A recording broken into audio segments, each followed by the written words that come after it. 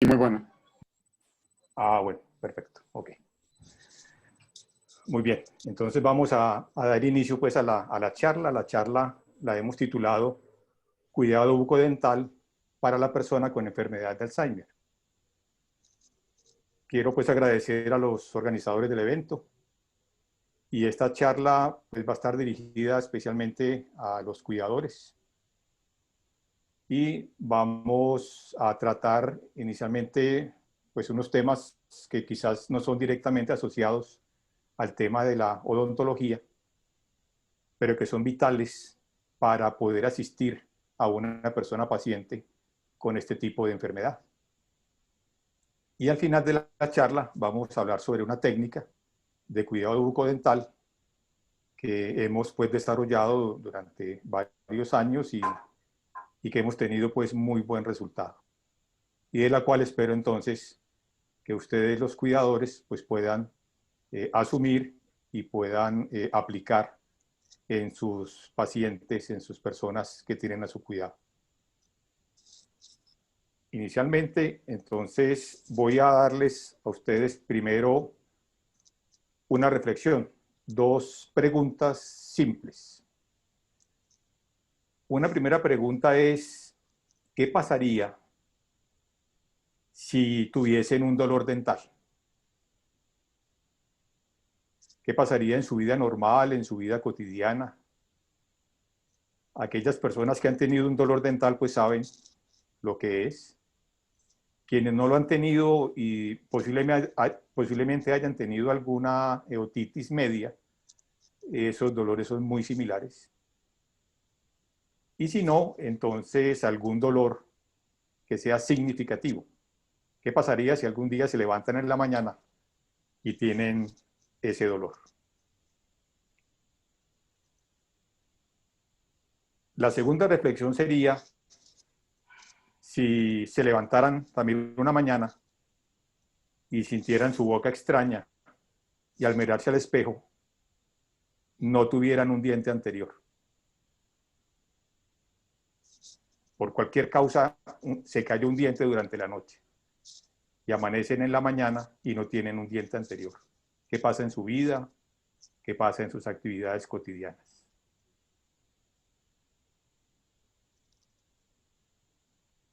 Esas reflexiones le pido el favor que la mantengan presentes durante toda la charla, que quizás más adelante vamos a entrar nuevamente en ese tema.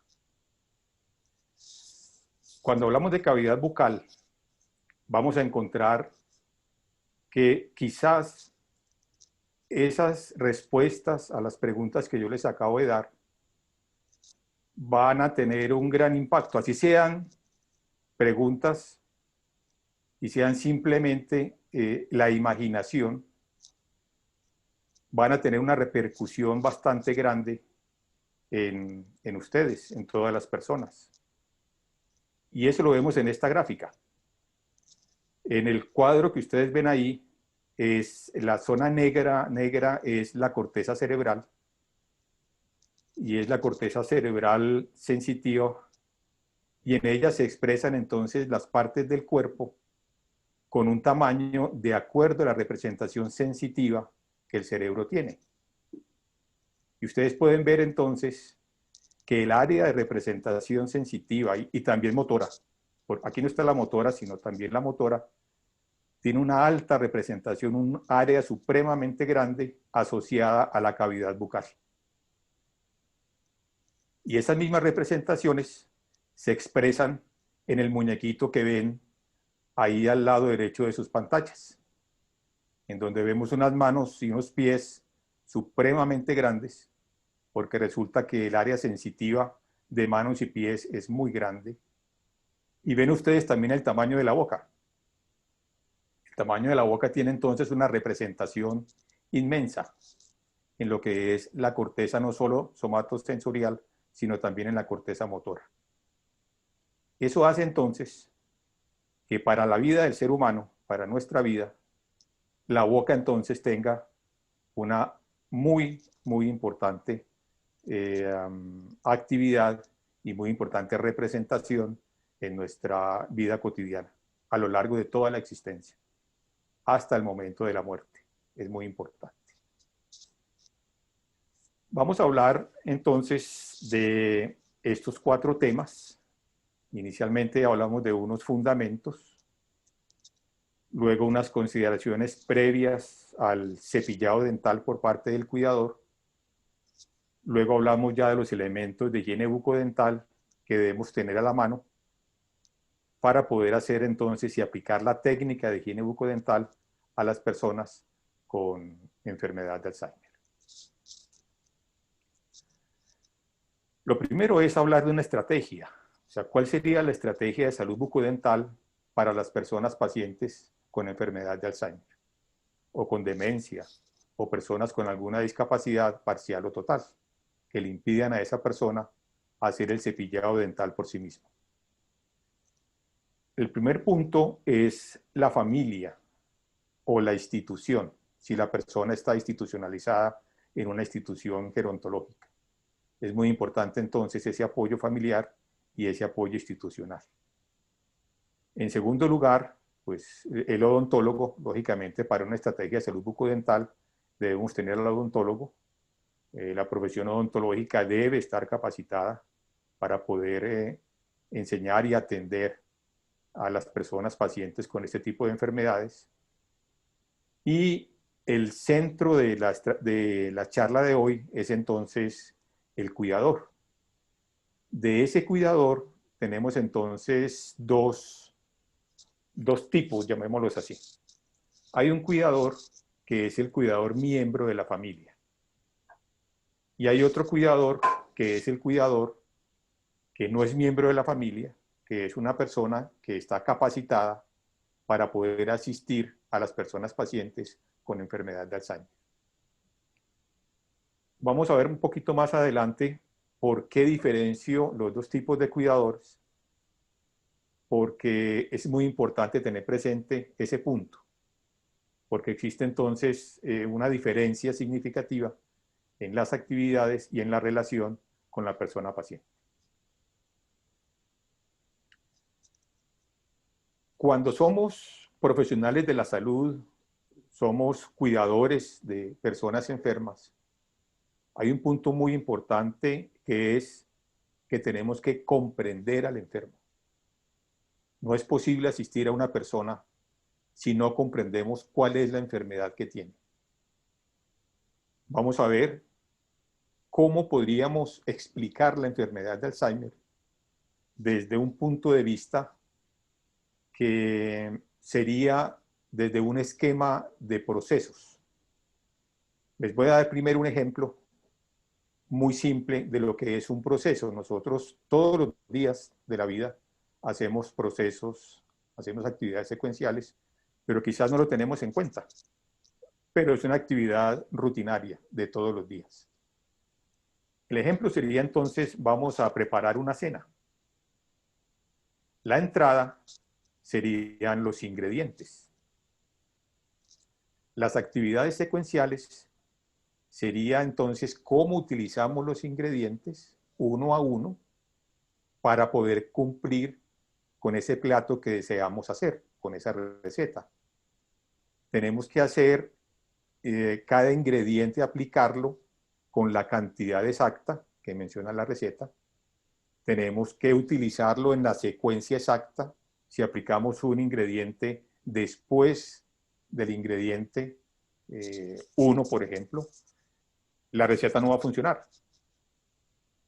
Deben ser entonces cada uno de los ingredientes de manera secuencial para que la salida, o sea, ese producto que queramos hacer, esa receta, ese plato, cumpla con los requisitos iniciales. Y los comensales, nuestros invitados, pues disfruten el plato. Eso es entonces un esquema de procesos. Ahora miremos cómo el cerebro hace esos procesos. O sea, cómo explicamos la enfermedad de Alzheimer desde este esquema de procesos. Inicialmente, tomemos un ejemplo de cómo el cerebro funciona en cualquiera de nosotros, La entrada al cerebro la ejercen los órganos de los sentidos por medio de la propiocepción. Y el cerebro, por medio de la propiocepción, establece dentro de sí mismo una imagen de nuestro propio cuerpo y una imagen también del medio exterior. Es la forma como el cerebro se da cuenta de qué pasa con nosotros en nuestro alrededor. Y como ejemplo, pongamos el sonido, la audición, como órganos de los sentidos, utilicemos como ejemplo la audición. Resulta que las ondas sonoras, desde el punto de vista físico, son ondas de presión, ondas que generan vibraciones. Y esas ondas las podemos captar tanto del órgano de la audición o auditivo, como también desde el tacto. Y esa percepción llega al cerebro. Y supongamos que nos van a hacer una pregunta, nos hicieron una pregunta, recibimos una llamada telefónica y nos dicen, amor, ¿a qué horas llegas a casa? Esa es la pregunta. Y ese sonido se genera como ondas de presión. Y resulta que el oído tiene un tímpano. Y el tímpano es una membrana que vibra con esas ondas de presión generadas por el sonido.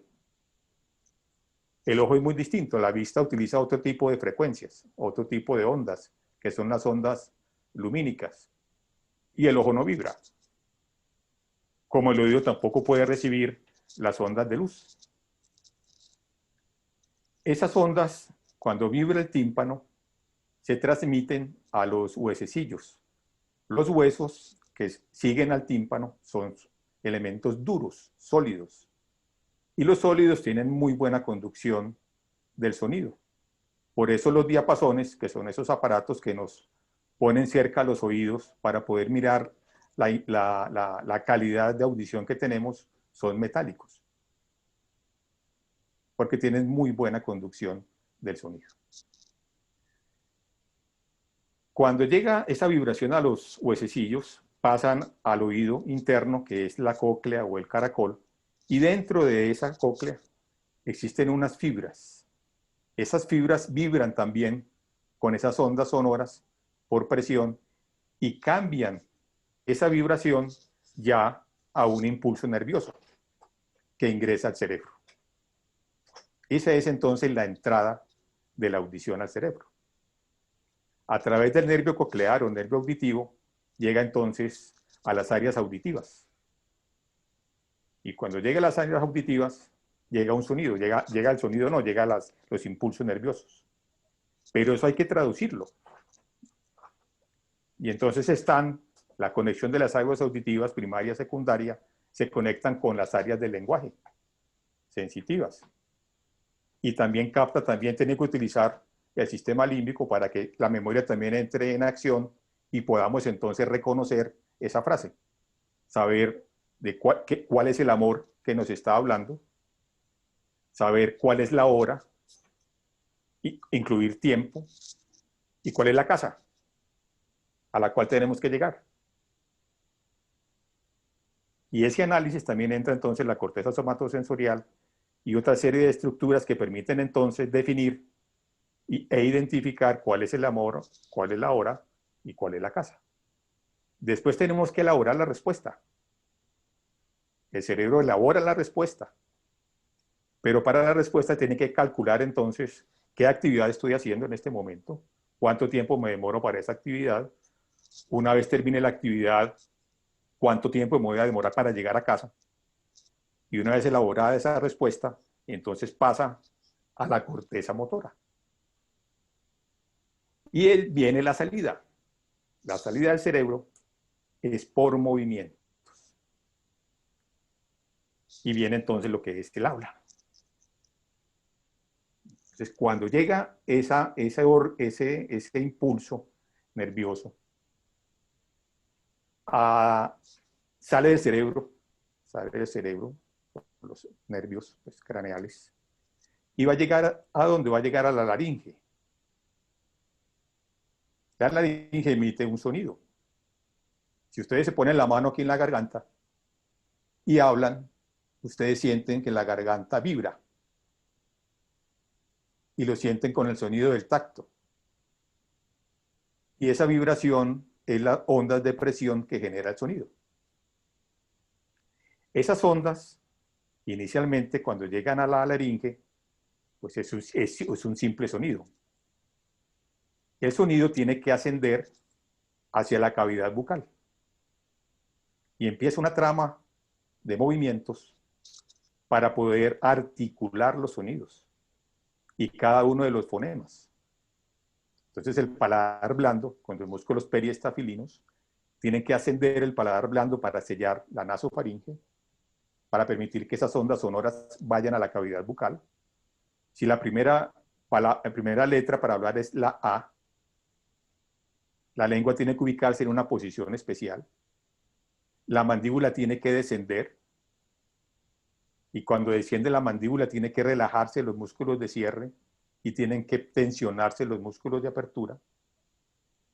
Los músculos orbiculares de los labios tienen que abrirse para poder entonces generar el primer sonido, A. La letra que sigue, la M. A, cambia nuevamente el funcionamiento muscular. Músculos orbiculares de los labios tienen que unirse, tienen que cerrarse. Ligeramente tiene que cerrarse la mandíbula, o sea, entran en acción los músculos de cierre mandibular, se tienen que relajar los músculos de apertura, la lengua tiene que ubicarse en una posición diferente, los dientes tienen que darle soporte a los labios para poder pronunciar la letra y continuar. Amor, voy a llegar en 1 hora. Ese es sencillamente el funcionamiento de la percepción a nivel auditivo cuando nos hacen una pregunta. Pero nosotros no vemos lo que está haciendo el cerebro. Eso no lo vemos nosotros. ¿Qué vemos nosotros? Vemos quién produjo la pregunta, si es personal el individuo, si no un teléfono. Y vemos también la respuesta, vemos el movimiento, pero no vemos las acciones internas del cerebro. Si estamos cuidando a una persona enferma, como es el caso de la enfermedad de Alzheimer, como es ese caso, ¿qué pasa entonces? ¿Qué pasa en la enfermedad de Alzheimer? ¿Qué sucede en el cerebro? ¿Qué sucede en la percepción? ¿Qué sucede en la respuesta del enfermo? Pues sabemos que la enfermedad de Alzheimer no produce ceguera, pérdida total de la visión, no produce pérdida total de la audición, no produce pérdida del tacto. O sea, los órganos de los sentidos permanecen. Y por lo tanto, la propiocepción también. Dentro del cerebro de la persona enferma, pues sabemos que existen unas lesiones que empiezan en el lóbulo temporal, que empiezan en el hipocampo, que hay alteraciones cognitivas superiores. Pero es muy importante tener en cuenta que la percepción permanece.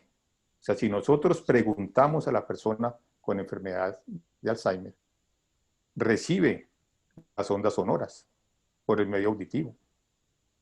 Esas ondas sonoras van a llegar también a las áreas auditivas y también se van a conectar con el resto de áreas, conectarse con la corteza motora y van a generar un movimiento.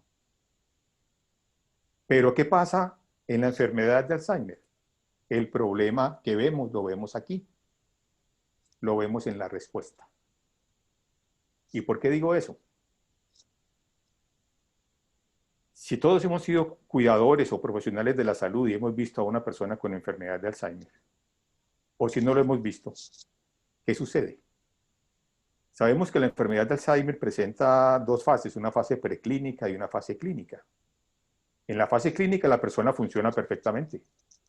Se hace una pregunta, puede masticar tranquilamente, puede vestirse normalmente, correr, caminar, etc. Hacer todas las funciones de movimiento común y corriente. Y está enfermo.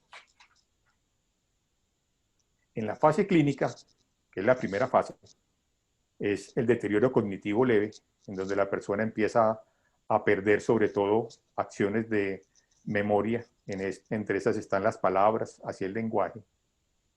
Se pueden empezar a presentar algún tipo de alteraciones, pero si le hacemos la pregunta, la persona responde. O sea que el cerebro sigue haciendo ese procesamiento y la persona responde a la pregunta. En la medida que la enfermedad avanza, se van perdiendo las palabras, ya la persona no tiene ese bagaje, no tiene ese almacenamiento tan grande de palabras y empieza a dar respuestas que no son acordes con el discurso. Ya muchas veces lo que responde no es muy comprensible, pero responde. Pero responde. Y llega un momento en el cual incluso en fase de mutismo, que es cuando ya la persona no puede expresar ningún tipo de palabra porque ya no existe, la persona aún, después de que se le hace una pregunta, la persona intenta responder. Y así es con todas las actividades motoras. Simplemente lo que sucede es que existe una pérdida progresiva de esa respuesta del movimiento. Si asumimos la enfermedad de Alzheimer desde ese punto de vista, que es lo que nosotros vemos, lo que ustedes como cuidadores pueden ver del enfermo, nuestra relación con la persona paciente es especial. ¿Y es especial por qué razón? Porque estamos frente a una persona común y corriente. Simplemente que tiene alteración en su respuesta motora. No es más. Eso es lo que vemos. Y si partimos de esa base, vamos a evitar la instrumentalización. La instrumentalización es un término que se utiliza mucho en gerontología con la finalidad de explicar o de evitar que frente a una persona en estado de dependencia o discapacidad parcial o total, asumamos que esa persona es un objeto. Y por eso se llama instrumentalización, porque nosotros con las cosas hacemos lo que queramos. Limpiamos las cosas en el momento que queramos, las ubicamos en un lugar, el tiempo que consideremos, la cambiamos de lugar cuando deseamos y parte sin novedad. Pero una persona paciente no. Si pensamos desde el punto de vista que acabamos de mencionar en la diapositiva anterior, vamos siempre a mantener la dignidad del enfermo. Siempre. Y vamos a actuar con ellos con respeto. Y si asumimos que es una persona como nosotros, simplemente tiene ese déficit, pues siempre le vamos a solicitarle a ellos la colaboración. Igual que nosotros no admitimos que hagan con nuestro cuerpo o con nosotros como individuos lo que otra persona desee y quiera en cualquier momento, no. Vamos a actuar de manera igual a igual. El tercer punto es el vínculo afectivo. Y aquí es donde entro a hablar sobre los dos tipos de cuidador. Este tema lo utilizan mucho las psicólogas, psiquiatras, utilizan mucho estos términos. Y la relación terapéutica es aquella relación en donde la persona profesional de la salud o la persona cuidador se relaciona con la persona paciente. Y esa relación terapéutica tiene que tener una distancia, puesto que estamos hablando de profesional paciente, cuidador paciente. Y una manera muy simple y muy sencilla de mantener ese vínculo terapéutico, esa relación terapéutica, sin pasar a la relación amorosa, es hablarle a la persona, por ejemplo, con Doña María, cómo amaneció en el día de hoy. Don Mario desea tomar ya el alimento. Muy distinto a decirle, negrita, ¿te despertaste hoy? o corazoncito, ¿quieres almorzar ahora? Esos términos no son adecuados para poder mantener una relación terapéutica. Y esa relación terapéutica es la que debe mantener cualquier cuidador y cualquier profesional de la salud con su paciente. Y tenemos una segunda relación, la relación amorosa. Y aquí es donde el cuidador, que es familiar del enfermo, que es su hija, que es su nieto, que está cuidando a ese ser querido, es supremamente difícil que ese cuidador elimine la relación amorosa de su ser querido y tenga entonces esa dualidad entre relación terapéutica y relación amorosa. Incluso desde los términos de la ética profesional, la ética prohíbe o evita o sugiere que el profesional de la salud atienda a los familiares muy cercanos, porque es muy difícil atender o asistir a una persona con la cual se tiene una relación amorosa. No se pueden hacer las cosas y los tratamientos exactamente iguales.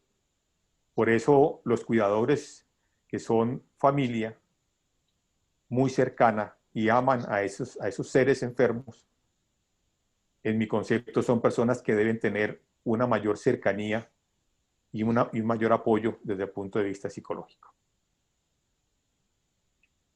Y luego viene la comunicación. La comunicación con la persona paciente es fundamental. Por eso quise poner el ejemplo de la audición, porque nos ayuda a explicar un poco más este aspecto de la comunicación. Sabemos que los adultos mayores, por el proceso natural y normal de envejecimiento, que ese proceso de envejecimiento es universal, es un proceso de envejecimiento progresivo y el proceso de envejecimiento es irreversible. Si así es el envejecimiento, lo tenemos que aceptar, simple y llanamente. Y existen unas alteraciones naturales o normales en el oído cuando envejecemos, y es la presbiacusia.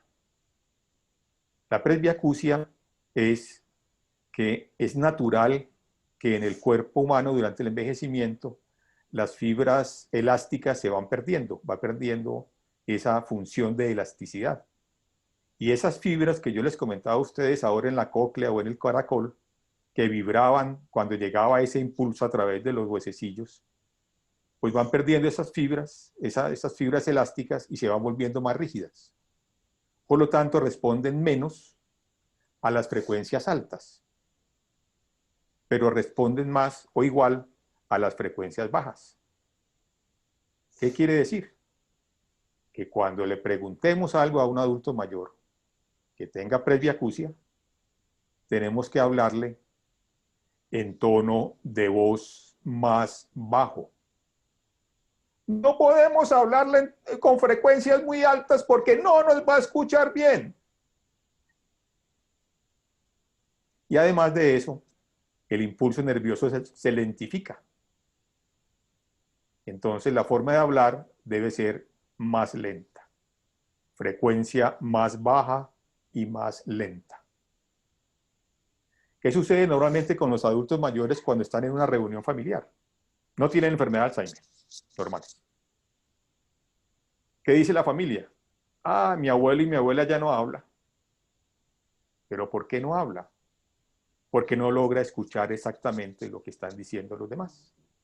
Porque seguimos hablando de igual manera o hablamos demasiado rápido, el uno habla aquí y el otro habla allá y es imposible que la persona con esa edad y con esa presbiacusia logre entender lo que la familia en esa reunión está hablando. El cuidador, si tiene una persona adulta mayor y más aún con demencia, pues debe hablar de esa manera, hablarle despacio, hablarle con frecuencias bajas para que esa persona paciente nos escuche mejor. Y de esa manera la comunicación es mucho más efectiva. ¿Por qué escribo y menciono persona paciente?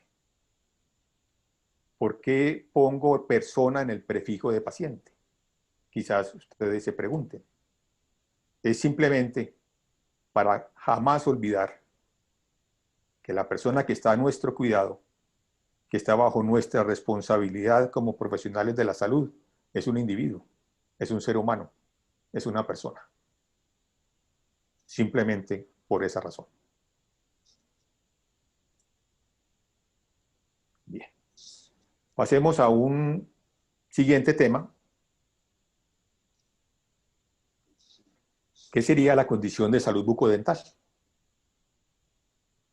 Esta boca que ustedes ven ahí es la boca de una persona con enfermedad de Alzheimer, que no tenía cuidador. Y la demencia estaba ya en una etapa intermedia. Decíamos que el movimiento de las personas con enfermedad de Alzheimer, esas respuestas motoras, se van afectando con el tiempo, van a tener una pérdida progresiva. Y por lo tanto, la capacidad de cepillado, porque el cepillado dental es un movimiento, no va a ser tan efectivo. Y lo vemos ahí, en esa gráfica. Esa zona que acabo de señalar son dientes o coronas dentales bien cepilladas. O sea, esa persona paciente con demencia, con enfermedad de Alzheimer, podía cepillar muy bien esas áreas de los dientes, pero las demás áreas no. Y ustedes ven unas áreas, unas zonas blanquecinas. Esas zonas blancas que ustedes ven ahí es placa dentobacteriana, blanda. Millones y millones y millones de bacterias. Como no se han removido con el cepillo dental, pues crecen, proliferan y generan entonces esas formas que ustedes ven ahí. Esa placa es blanda, o sea, se puede remover. Y esa placa de bacterias, pues las bacterias como seres vivos producen desechos, producen toxinas que van a irritar e inflamar la encía y van a producir la gingivitis. La gingivitis se manifiesta como la encía de un color rojo intenso. ¿Por qué razón? Porque se necesita que acuda sangre a la zona que está siendo atacada por las toxinas de las bacterias o por las mismas bacterias para poder defender al organismo. Y las enfermedades bucales y esas toxinas bacterianas que ingresan a la sangre van a generar una respuesta inflamatoria sistémica. Por eso hay muchas enfermedades sistémicas asociadas a enfermedades bucales. Y dentro de ellas está la enfermedad de Alzheimer. Resulta que han encontrado, el año pasado hubo un artículo muy importante, muy interesante, han encontrado Porphyromonas gingivalis, que es una bacteria exclusivamente de boca, en personas con enfermedad de Alzheimer y estrictamente a nivel del hipocampo, produciendo allá sus toxinas y generando sus daños. No quiero decir con ello que la enfermedad de Alzheimer se produce por esa causa, pero la enfermedad de Alzheimer es una enfermedad multicausal y aún no hemos encontrado la forma de cómo evitarla, de cómo prevenirla. Estamos en eso. Pero a pesar de que se conoce tanto, que han hecho tantas investigaciones, aún no hemos encontrado respuesta a esa enfermedad. Y esta sería un factor adicional que podría estar entonces coayudando al desarrollo de esta enfermedad. Aquí también vemos más gingivitis en estas otras áreas. Y bajo esas placa dentobacteriana blanda, no solo va a producir gingivitis, también va a producir caries radicular. La caries radicular es aquella que se presenta en las raíces de los dientes. Y la placa dental, como vemos acá, principalmente se ubica en las raíces de los dientes o hacia las encías. Por lo tanto, la prevalencia o incidencia de caries radicular en personas con enfermedad de Alzheimer que tienen un cepillado deficiente es muy alta. Luego viene la pregunta, bueno, ¿y con esa caries es posible que exista dolor dental? Y que después de ese dolor dental se produzca un absceso de origen dental.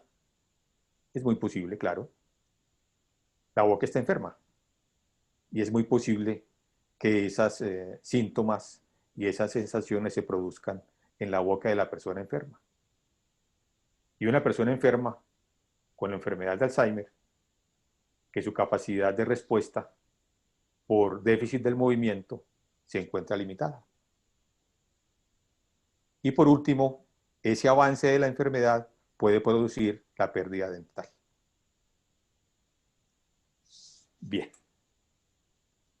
Esta pregunta entonces nos va a decir, nos va a preguntar, bueno, ¿y qué hacer entonces con una boca de una persona con enfermedad de Alzheimer? Una opción sería extraer todos los dientes naturales que tengan en su boca. Pueden escoger una o más respuestas. La otra puede ser un tratamiento odontológico integral, o sea que involucre tratamiento dental, pulpar, periodontal, etcétera, protésico. El otro sería un tratamiento odontológico domiciliario. Hay personas, y sabemos de la dependencia que genera la enfermedad de Alzheimer, y llega un momento en el cual la persona tiene una total discapacidad, requiere de ayuda total, entonces el odontólogo debería ir también posiblemente a la casa del paciente a atenderlo. O no hacer ningún tratamiento bucodental. Pues en primer lugar, la extracción de todos los dientes naturales presentes en boca no, jamás. No, no es admisible. La segunda opción, tratamiento odontológico integral, por supuesto que lo podemos hacer. Tratamiento odontológico domiciliario, claro que sí. Es una necesidad de la población con estas enfermedades, o con demencia, o con cualquier otro tipo de discapacidad.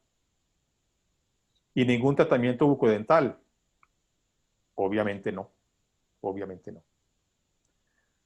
Cuando hablamos de la cavidad bucal, es muy importante tener en cuenta la biografía de la persona. Y cuando hablamos de biografía, estamos diciendo qué hizo esa persona por su cavidad bucal cuando estaba sana. ¿Qué hizo? Se preocupó por su boca. Fue donde el odontólogo regularmente, se hizo todos los tratamientos. La boca que vimos al principio de la charla, en la primera diapositiva, es una boca de una persona con enfermedad de Alzheimer. Y hasta el momento de su muerte mantuvo todos sus dientes, así como se ven en la fotografía. Claro que hay que mantenerle su cavidad bucal. Hay que mantenerla. Ese es un deber profesional y es un deber también de todos aquellos que tenemos relación con estas personas. Esta imagen que ven ahí es una boca de una persona con enfermedad de Alzheimer en estado avanzado. Tenía un cuidador. Y ustedes ven que el cepillado dental, digamos que está bien hecho en un 90%. Pero si ustedes ven esas zonas blancas, están ubicadas en las raíces de los dientes y junto a las encías. Ese 10% que hace falta de cepillar es el más importante de todos, porque ese 10% va a generar la gingivitis y va también a producir la fractura, la caries radicular inicialmente y posteriormente la fractura dental, que es la fractura de ese diente que vemos ahí en la imagen. Ahora recordemos una de las preguntas que les hice en el momento de la reflexión. ¿Será que esta persona con enfermedad de Alzheimer que ha perdido su diente anterior va a sentir también algo por la pérdida de ese diente? Algo como lo que ustedes sintieron cuando les hice la pregunta, así fuera imaginaria. ¿Generará cambios de comportamiento la pérdida de ese diente? ¿Produciría dolor dental? La misma pregunta que les hice al principio. Esa persona tiene demencia avanzada. ¿Cómo responderá entonces frente a un dolor dental? ¿O cómo responderá frente a la pérdida de ese diente anterior?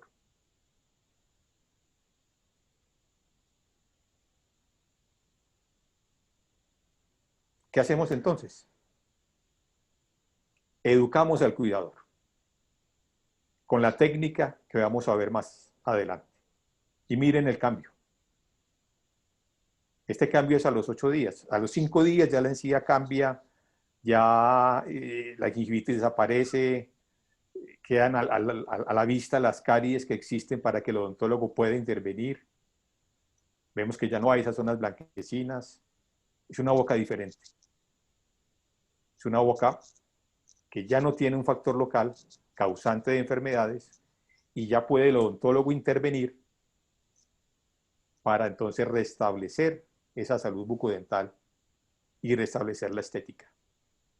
Pero ¿cómo así que restablecer la estética en una persona con enfermedad de Alzheimer en estado avanzado? ¿Acaso no es un ser humano? ¿Acaso no es una persona? ¿Acaso no nos está escuchando? ¿No está sintiendo cuando apretamos su mano? Si toda la vida cuidó sus dientes, ¿por qué no mantener los dientes hasta el último instante de su vida? ¿Por qué no mantenerle la masticación? Una función vital del ser humano. No tenemos por qué cambiar la licuadora por los dientes. La masticación, si se mantiene, si mantenemos los dientes y la persona puede masticar, lo hace hasta momentos antes de su deceso. Y mantiene la actividad y mantiene la funcionalidad. ¿Qué pasa entonces con los cambios de comportamiento de la persona con enfermedad de Alzheimer cuando tiene su boca enferma y cuando tiene su boca sana?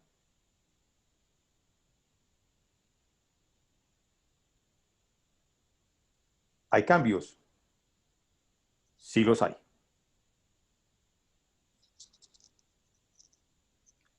La clave en este proceso de salud bucodental es la educación en higiene bucodental al cuidador. Ese es el punto central, es lo más importante.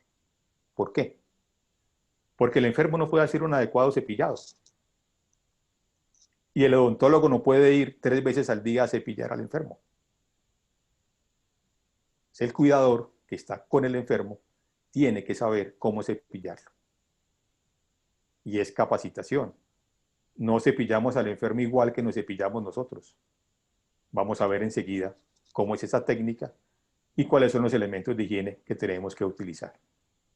¿Y el odontólogo qué tiene que hacer? El odontólogo tiene como función educar al cuidador y mantener esa salud y supervisar para que esa salud bucodental de esa persona paciente se mantenga hasta el último instante.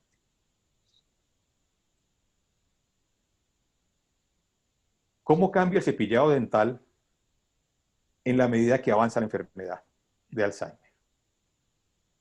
Estas imágenes que vemos, estas etapas que vemos aquí son relacionadas con la fase clínica de la enfermedad. En la fase preclínica la persona funciona normalmente, hace un cepillado normal.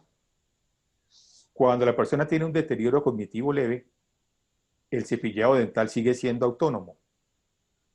Y también es un cepillado bueno. Creo que no hay mucha alteración del cepillado en esta fase. Es un cepillado normal, no hay ningún inconveniente. La persona mantiene su salud bucodental, está bien.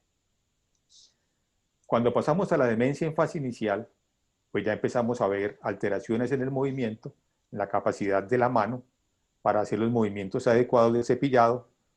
Y ahí es cuando el cuidador tiene que estar supervisando el cepillado del enfermo. El enfermo se sigue cepillando, pero el cuidador está vigilante. Que cepille todas las áreas de la boca, que cepille todos los dientes, que utilice la crema dental, la seda dental, etc. O sea, un cepillado autónomo, pero bajo supervisión. Y el cuidador, en la medida que va observando los cambios del enfermo, cuando pase, digamos, a una demencia en fase intermedia, pues ya el cuidador se da cuenta que el enfermo no es capaz de cepillar sus dientes adecuadamente, que no cepilla todas las áreas de la boca, que se queda solamente en el cepillo en un punto, y ahí es cuando el cuidador tiene que ingresar a solicitarle al enfermo la ayuda. ¿Cómo le pide la ayuda? Diciéndole a él que está observando que su cepillado no está bien hecho, que por favor le permita cepillarle los dientes, que le permita ayudarlo, que le permita finalizar el cepillado, y hay que esperar a que el enfermo autorice el cepillado dental.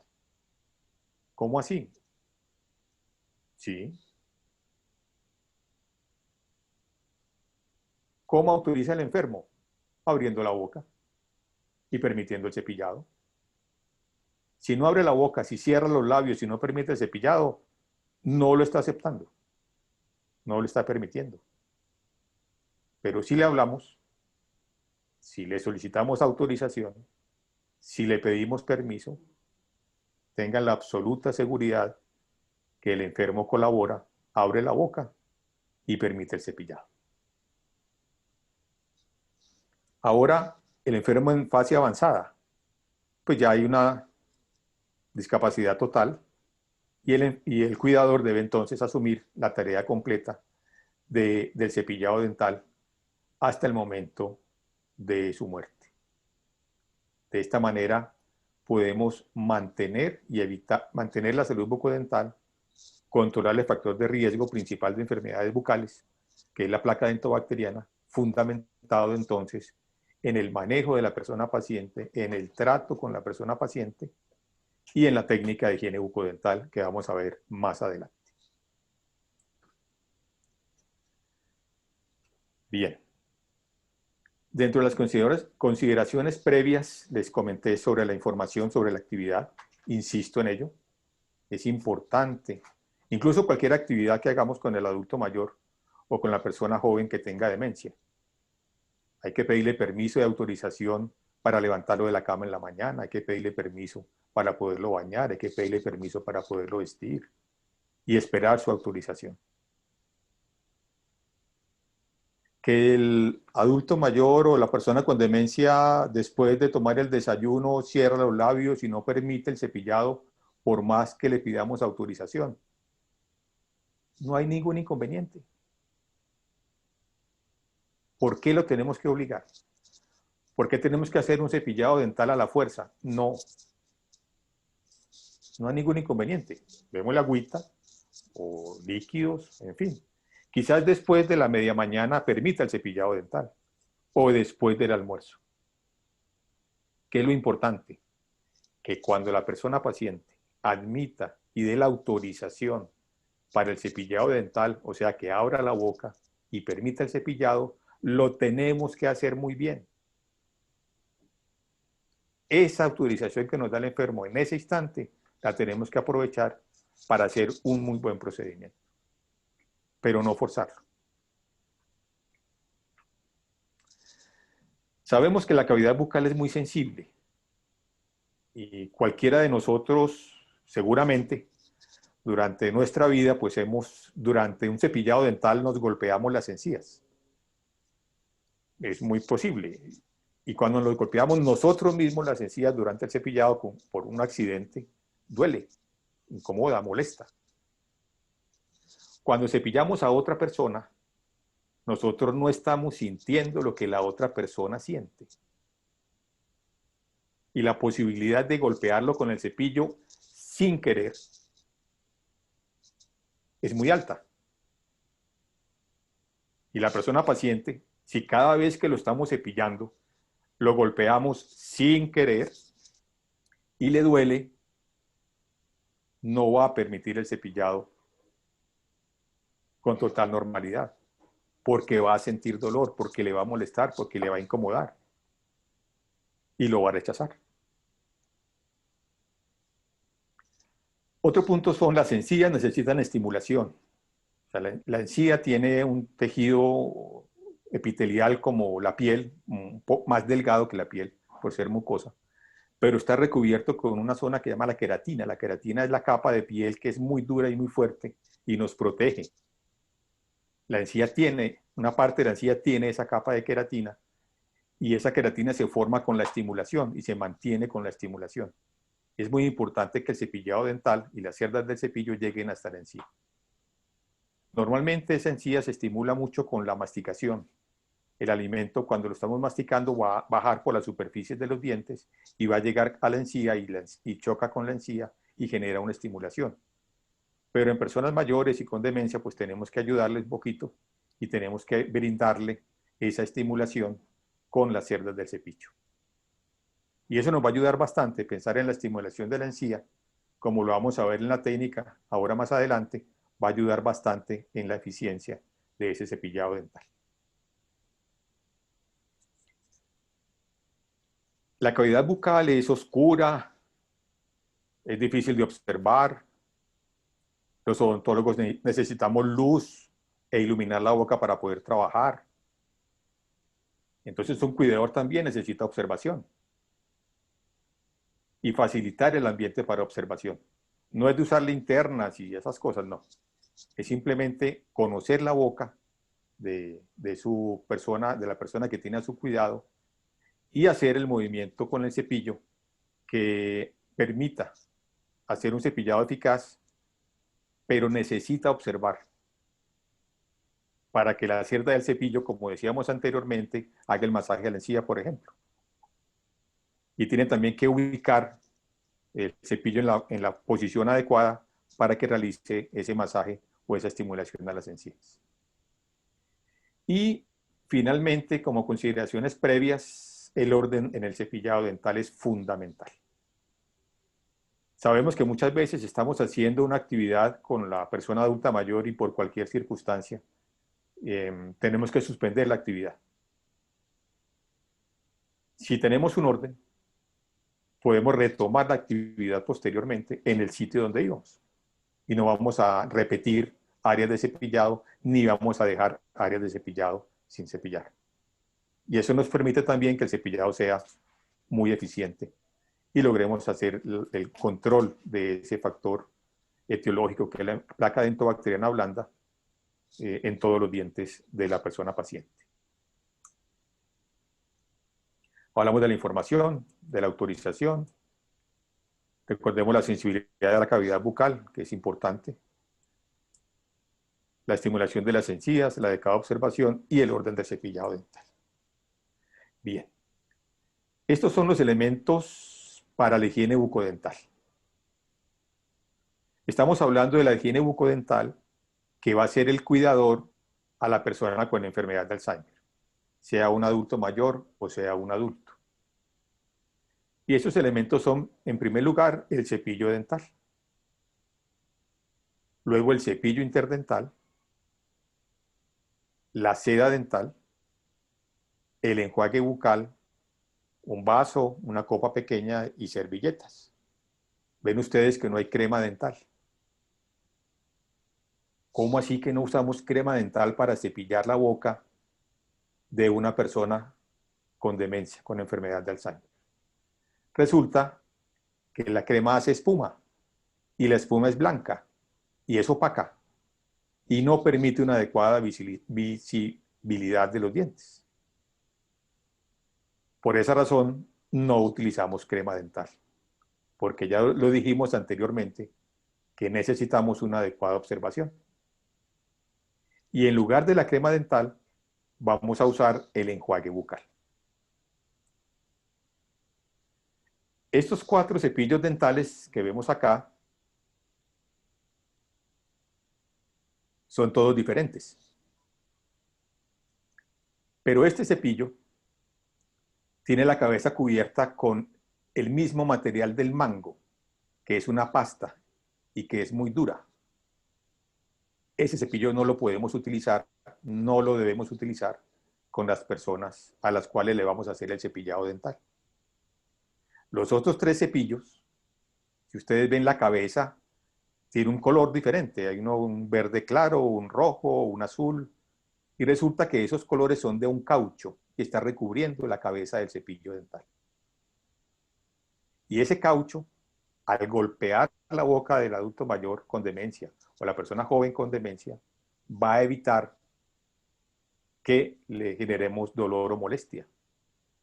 Insisto, sin querer. Pero si tenemos esos cepillos y estamos seguros que no vamos a producir ningún tipo de dolor y de malestar al golpear sin querer la boca de la persona, pues vamos a estar muy confiados y muy tranquilos y muy seguros durante el acto de cepillado, porque con absoluta seguridad no vamos a generar ningún tipo de molestia. En la cabeza del cepillo dental debe estar cubierta con caucho. El cepillo interdental es el que ven ahí azul. Esos cepillos interdentales hoy en día están muy de moda, sobre todo en las personas que tienen tratamientos de ortodoncia, o sea, de frenos, lo recomiendan para ellos. Pero ese cepillo fue diseñado para hacer una limpieza entre los dientes, o sea, en el espacio interdental, en el espacio que existe entre los dientes. Y hay de muchas formas, pero es ideal, cuando ya existe espacio entre los dientes, es maravilloso hacer una higiene bucal con esos cepillos. Y la seda dental es la que ven abajo, en la gráfica blanca, hay de diferentes colores, los encuentra uno de color azul, morado, verde, etc. Y esa seda dental, como ustedes ven, no es la misma seda dental que utilizamos nosotros rutinariamente.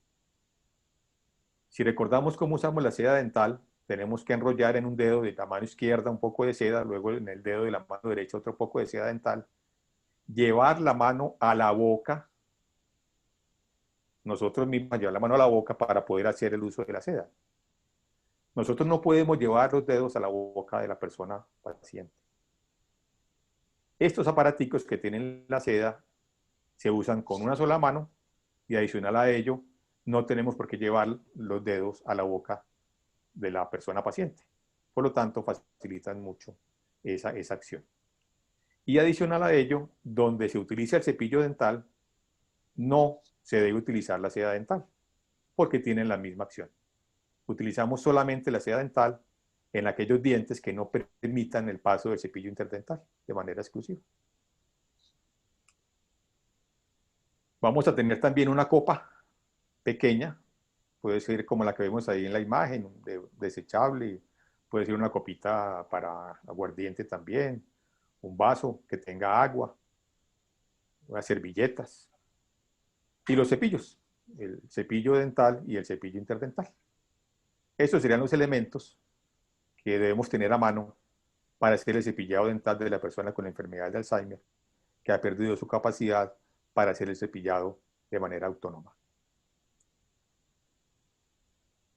Y la técnica es la siguiente. La técnica de cepillado interdental, entonces humedecemos el cepillo interdental en el enjuague bucal. El enjuague bucal puede ser un enjuague bucal sin alcohol, preferiblemente, cualquier marca. Observen que el cepillo interdental pasa entre los dos dientes en ese espacio. Y hacemos un movimiento tipo serrucho. Introducimos el cepillo, retiramos el cepillo, introducimos, retiramos. Y luego, pues después de hacer el cepillado, es normal que el cepillo pues tenga residuos alimenticios o tenga residuos de placa bacteriana y tenemos que lavarlo. Entonces utilizamos el vaso en donde tenemos el agua, ahí lavamos el cepillo, lo secamos en la servilleta, de tal manera que cuando volvamos a llevar el enjuague bucal, el cepillo esté seco y esté limpio. Y seguimos en el orden a cepillar el siguiente espacio interdental.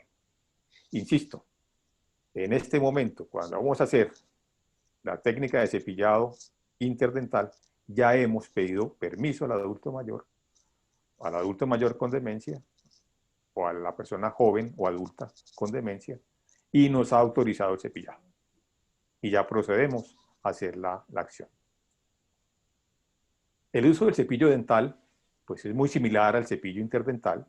Lo humedecemos también en el enjuague bucal. Ojo al cepillado acá. El cepillo entonces va a ir hacia la encía, o sea, en el arco inferior, el cepillo más abajo, y en el arco superior, el cepillo más arriba, para que haga el masaje a las encías.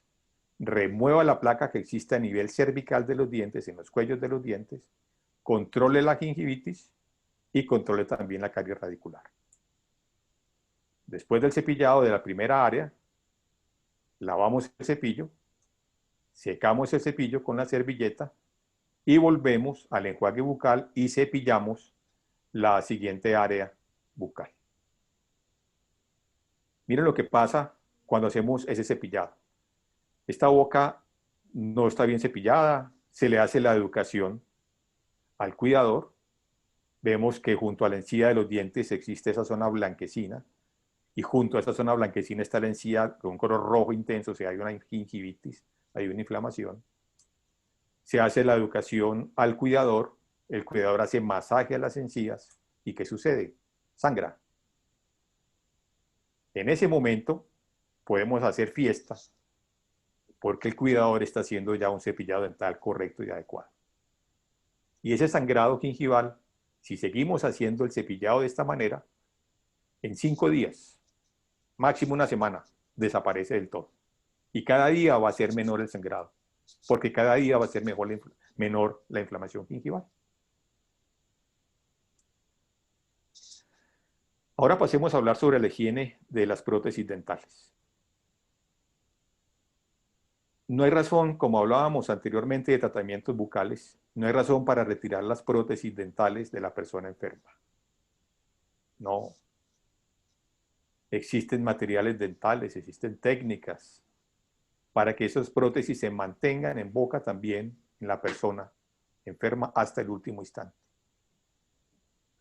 Desafortunadamente es una costumbre que existe, pero no es correcta. Hoy en día, en siglo XXI, no es aceptable. Se puede perfectamente mantener esas dentaduras, esas prótesis completas en boca sin ningún inconveniente. Para esas prótesis, pues el cepillado y el mantenimiento de la prótesis es muy similar porque se hacen fuera de la boca de la persona enferma. Entonces la técnica y uso de limpieza y desinfección es muy similar a la que se hace de manera rutinaria. Enfatizo un poco en la desinfección. Existen unas tabletas efervescentes para desinfección de prótesis. También se pueden desinfectar con bicarbonato y generalmente se utiliza esa desinfección durante la noche. Cuando la persona está durmiendo, retiramos prótesis, hacemos limpieza y las dejamos en un recipiente de agua con bicarbonato o de agua con media tabletica efervescente para que se desinfecten durante la noche. Pero sí hay que tener en cuenta la prevención de la fractura. Cuando hacía yo mi asistencia a personas mayores, generalmente me llamaban y me decían, doctor, se me quebró la prótesis. Y yo decía, no me diga cómo que yo le adivino, seguro que la estaba lavando. Preciso. Generalmente, cuando estamos haciendo el lavado de la prótesis dental, pues es muy normal que por accidente se nos caiga de las manos y se fractura. Para evitar eso, un mecanismo muy sencillo es poner un recipiente con agua, lavar la prótesis sobre ese recipiente con agua, de tal manera que si se llega a caer de las manos, pues cae en el agua y no pasa absolutamente nada y la prótesis sigue su función normal, sin ningún tipo de inconveniente. Esta frase es la final ya de la charla y quiero decirles que el mantenimiento de la salud bucodental de la persona paciente hace que el curso de la demencia sea apacible. El mantenimiento de la salud bucodental de la persona paciente hace que el curso de la demencia sea apacible. Y este es un video que hicimos hace unos 3, 4 años con el grupo de neurociencias. Es un video que ustedes pueden encontrar en YouTube, escribiendo lo que aparece ahí, la frase inicial de personas. Y va a aparecer esa imagen. También lo encuentran en la página web del grupo de neurociencias y próximamente pues en la aplicación. Es un video muy corto, como ustedes ven ahí, son 7 minutos, 24 segundos. Y explica la técnica que que acabamos de explicar ahora, algunos principios también fundamentales, de manera muy sucinta, muy simple, y puede ayudar mucho también para la educación de cuidadores a nivel institucional, a nivel familiar, y para los mismos y propios cuidadores, tener también ese recorderis a la mano para que puedan entonces mantener esa calidad de la higiene bucodental. A todos ustedes les agradezco mucho su atención, quedo entonces atento a sus preguntas y muchas gracias.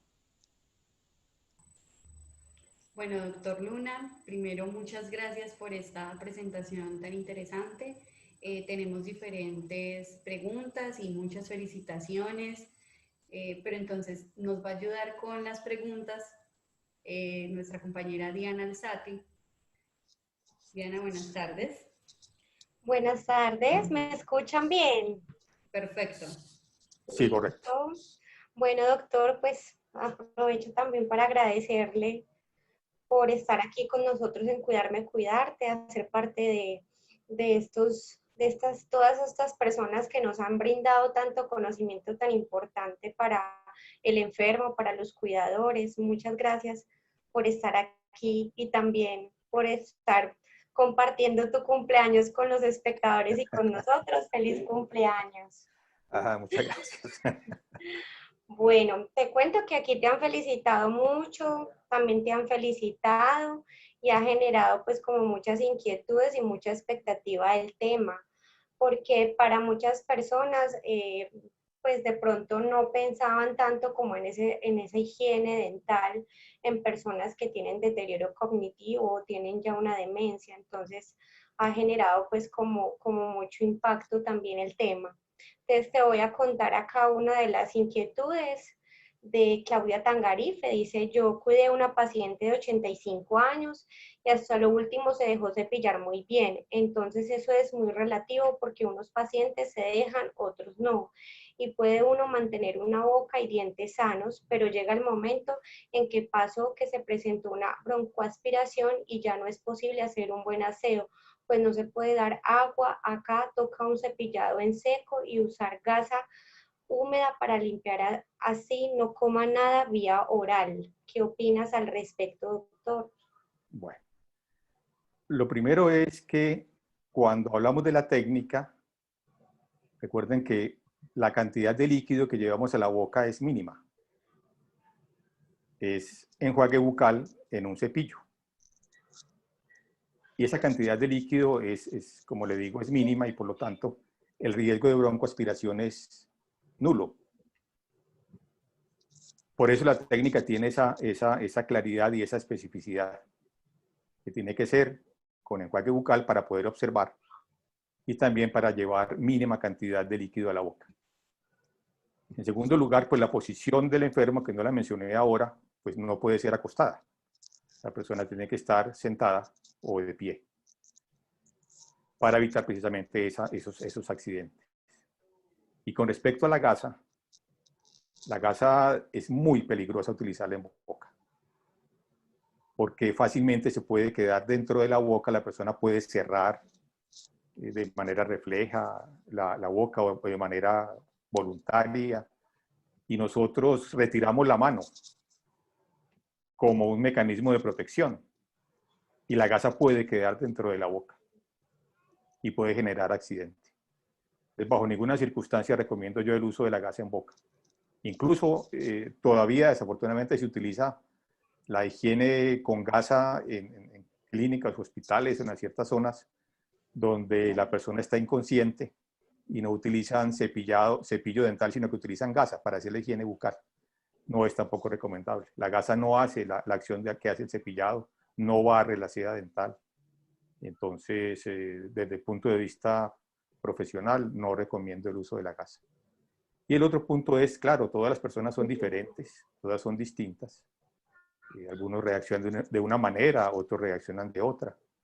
Pero no podemos jamás olvidar que son seres humanos, que siguen siendo personas, que siguen siendo individuos y que tenemos que decirles y explicarles cada procedimiento cada vez que lo vayamos a hacer. Y tenemos que esperar su autorización para poder proceder. Gracias, Esa doctor. es Muy la respuesta. importante. Sí, señor, mirándolos a los ojos y diciéndoles las indicaciones de manera muy breve, así ellos nos pueden entender mucho mejor que de pronto no hacerlo de manera brusca, de pronto por eso también pueden reaccionar de mala manera. Hay otra inquietud acá, dice, Sí.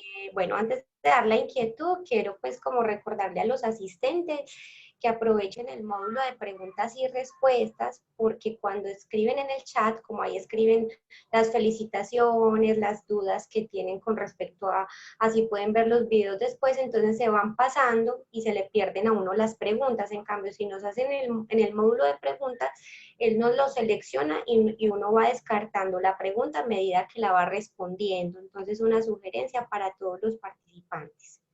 Bueno, doctor, le cuento que aquí nos escribe Dolly Ruiz, nos dice, buenas tardes, doctor. Por favor, ¿qué se debe hacer con enfermos de demencia ya muy avanzada? Tiene prótesis total en la parte superior. La de abajo no fue posible que se la adaptaran. ¿Será que es mejor retirarle la prótesis? Pues está, desde hace 2 días se quiere sacar, se la quiere sacar y no sé qué hacer con esto. Muy interesante su charla y muchísimas gracias. Ok. Sí, en cuanto a las prótesis dentales completas o totales, pues la prótesis superior, por el hecho de que existir ahí el paladar, es una prótesis que tiene más retención que la prótesis inferior, porque en el maxilar inferior se encuentra la lengua y entonces esa retención de la prótesis total inferior pues es menor que la superior. Entonces es normal que primero empiece a fallar la prótesis inferior. El hecho de que la persona con la enfermedad de Alzheimer tenga prótesis dentales quiere decir que esa persona se preocupó por su boca. Aún así ella ha perdido sus dientes, se preocupó y fue donde el odontólogo e hizo sus prótesis, funcionó con sus prótesis. Entonces retirarlas no. Cuando pierden la retención las prótesis, por ejemplo, existe un material que es de consumo general y cualquier persona lo puede adquirir en cualquier farmacia, que se llaman los adhesivos para prótesis dentales. Entonces, la primera acción sería utilizar ese tipo de adhesivos. Cada marca trae las indicaciones y cómo usarlo, seguir esas indicaciones y ponerlo en la prótesis dental inferior y hacer el uso de ese tipo de adhesivo. Si por alguna circunstancia pues no funciona o se encuentran con un poquito pues de inseguridad, pues ya sería la asistencia odontológica. Pero con ese tipo de materiales, lo que son los adhesivos para prótesis dentales, cuando existe también sequedad de la boca, es muy importante en personas con prótesis dental aplicarles el suplemento de saliva, que se llama saliva artificial, se consigue también en cualquier farmacia, y aplicarlo también en boca. Eso hace que el funcionamiento de las prótesis sea más eficiente. La saliva y el lubricante bucal o la saliva artificial tienen esa función precisamente de lubricar la boca. Todas las mucosas están con lubricación. Por ejemplo, las lágrimas nos lubrican los ojos y nos permiten que parpadeemos sin ninguna dificultad. Pero cuando tenemos los ojos secos es muy incómodo. Cuando no hay suficiente lágrima es muy incómodo parpadear. Igual en la boca cuando no hay saliva, y sobre todo en personas pacientes con prótesis dentales completas, si no existe saliva, también va a haber un exceso de incomodidad y la persona no va a estar cómoda. Utilicemos, si no tenemos suficiente saliva en boca que se pueda apreciar directamente con visión en la boca de la persona, podemos utilizar esos suplementos de saliva y si existe falla en la retención de las prótesis, utilizar los adhesivos. Y para finalizar, decirle que los adhesivos tienen un tiempo de duración y eso depende de la adaptación de la prótesis. Hay casos donde puede durar todo el día con una sola aplicación y casos donde cada media hora o cada 2 horas hay que aplicar nuevamente el adhesivo, porque la prótesis está ya muy desadaptada. Pero podría decirle que esas son como instrucciones que podrían ayudarle en este momento y si es del caso ya hacer la consulta directa al odontólogo. Listo, doctor, muchas gracias. Acá hay muchas inquietudes, muchas preguntas, ¿cierto? De todas maneras, ustedes nos pueden seguir escribiendo sus inquietudes, a veces por el tiempo no las podemos resolver todas, nos pueden escribir a neurosocial@gna.org.co. Ahí pueden escribir sus inquietudes acerca de las charlas que hemos dado y las personas que tuvieron alguna duda, que se les fue el sonido en algún momento, pueden volver a ver esta intervención en Cuidarme cuidarmecuidarte.org en la sección en vivos. Ahí vamos a poner todos los videos de todas las charlas que tenemos. Voy a hacer una última pregunta, doctor, para finalizar, que me pareció muy interesante. Dice, por favor, preguntarle que si en el caso de una persona que es diabética, les preocupa que se les haga heridas con el alimento o con la prótesis o con el cepillado. Gracias. La diabetes tiene una complicación por la enfermedad y es alteraciones en la microvasculatura. Y en boca, precisamente en la encía, existe microvasculatura. Entonces es muy probable que cuando exista una lesión, una herida, pues las ayudas sanguíneas que llegan, las células sanguíneas para poder reparar esas heridas, pues probablemente sea más lenta. Sin embargo, podemos decir que la boca es muy agradecida. Cuando tenemos lesiones bucales, aún así con personas con diabetes, realmente no tenemos muchas complicaciones. Y les puedo decir que yo atendí personas con diabetes, incluso con amputación de miembros inferiores por ese tipo de problemas vasculares. Y lesiones en boca, cuando se presentaban, pues tenían sus prótesis y a veces tenían sus lesiones. Y realmente yo no vi desde el punto de vista clínico complicaciones mayores. ¿Qué sí es importante? Pues mantener una adecuada higiene de las prótesis, hacer la vigilancia, lógicamente, de la lesión y consultar al odontólogo para que él entonces pueda hacer una observación de las lesiones y hacer un seguimiento. Y en dado caso de encontrar algún tipo de complicación, pues entonces dar las indicaciones terapéuticas para que esas lesiones puedan sanar sin ningún tipo de complicación para la persona paciente. Listo, doctor. Muchísimas gracias por estar aquí. Nuevamente, feliz cumpleaños. Muchísimas gracias Acá a nos han todos. Muchas felicitado un montón gracias. de mensajes Ángela, muchas de gracias. todos los espectadores. Le voy a dar paso Okay. a mi compañera Ángela para que finalice este ratico porque vamos a continuar. Bien, muchas gracias y me desconecto, ¿cierto? Que estén bien. Todavía Muchas no. gracias. ¿Todavía no? Ah, bueno. No, doctor, muchas gracias. Primero, pues queríamos agradecerles de parte de GNA y de Solar Bienestar para el Adulto porque su participación ha sido súper bien recibida. Todo el mundo tiene comentarios, felicitaciones, todo el mundo le ha dicho feliz cumpleaños y además también hay preguntas. Entonces en el chat les puse el correo de Neurosocial por si hay algunas otras dudas que tengan, nos las pueden enviar ahí y en algún momento las vamos a organizar y se las pasaríamos al doctor Luna, pues que es nuestro experto en este tema. Doctor. Ok, muchísimas gracias. Estaré atento a las inquietudes. Los invito a ver el video que les presenté ahí. Quizás con el video de pronto puedan solucionar algunas dudas o tenerlo ahí a la mano. Y estaré entonces atento a darle respuesta a cada una de esas preguntas, con todo el gusto. Gracias, doctor. Gracias. Entonces, Okay. Ahora sí. Gracias a ustedes. A todos, muchas gracias. Que estén bien. Gracias. Hasta luego. Bueno, y para hacer la despedida de este espacio, queremos recordarles que nuestra jornada del día de hoy no ha terminado. Vamos a seguir en nuestra próxima charla, que es con la doctora Luz Karine Sosa. Ella es una fisioterapeuta con maestría en neurorehabilitación, entonces los invitamos a que revisen en su correo, miren el link donde se pueden conectar a esa conferencia y terminemos este día con esta intervención. Por último, a los que todavía están en la sala de espectadores, les queremos recordar que tenemos unas sorpresas para ustedes que todavía no las podemos compartir, pero la invitación iría como que si quieren conocer un poco más de lo que hace el grupo de neurociencias y de lo que hace Solas Bienestar para el Adulto, de tener un recorrido con nosotros y quién sabe, de pasar unos momentos y unas conversaciones bien interesantes. Entonces, eso es dentro de todo lo que tenemos para la próxima semana. Los invitamos a que nos sigan acompañando y nos acompañen en la próxima conferencia que inicia ahora a las 4:30. Un saludo para todos. Muchas gracias por estar con nosotros. Que tengan una excelente tarde.